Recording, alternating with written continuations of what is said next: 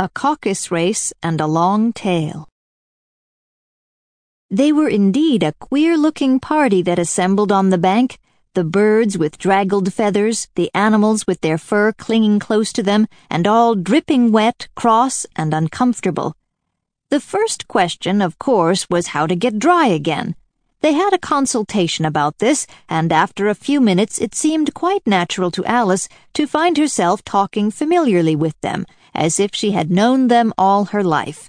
Indeed, she had quite a long argument with the Lory, who at last turned sulky and would only say, "I am older than you and must know better."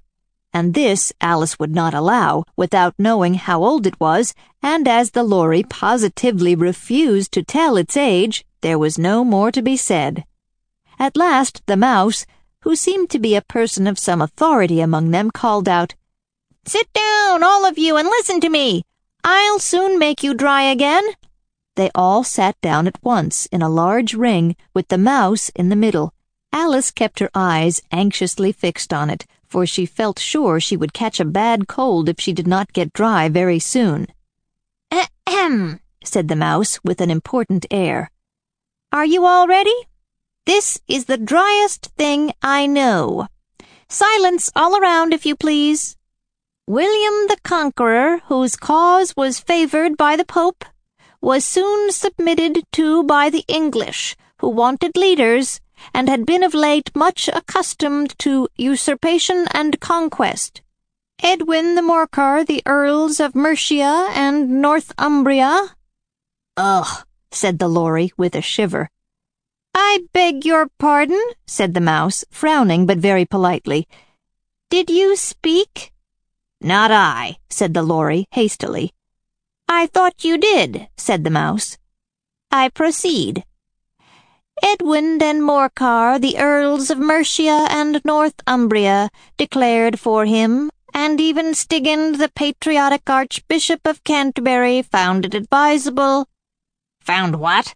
said the Duck. "Found it," the Mouse replied rather crossly. "Of course you know what it means." "I know what it means well enough when I find a thing," said the Duck. "It's generally a frog or a worm. The question is, what did the Archbishop find?" The Mouse did not notice this question, but hurriedly went on. "Found it advisable to go with Edgar Atheling to meet William and offer him the crown. William's conduct at first was moderate, but the insolence of his Normans—" "How are you getting on now, my dear?" it continued, turning to Alice as it spoke. "As wet as ever," said Alice in a melancholy tone. "It doesn't seem to dry me at all." "In that case," said the Dodo solemnly, rising to its feet, "I move that the meeting adjourn for the immediate adoption of more energetic remedies." "Speak English," said the Eaglet. "I don't know the meaning of half those long words, and what's more, I don't believe you do either." And the Eaglet bent down its head to hide a smile. Some of the other birds tittered audibly. "What I was going to say," said the Dodo, in an offended tone, "was that the best thing to get us dry would be a caucus race." "What is a caucus race?" said Alice. Not that she much wanted to know, but the Dodo had paused, as if it thought that somebody ought to speak, and no one else seemed inclined to say anything. "Why," said the Dodo, "the best way to explain it is to do it. And as you might like to try the thing yourself some winter day, I will tell you how the Dodo managed it.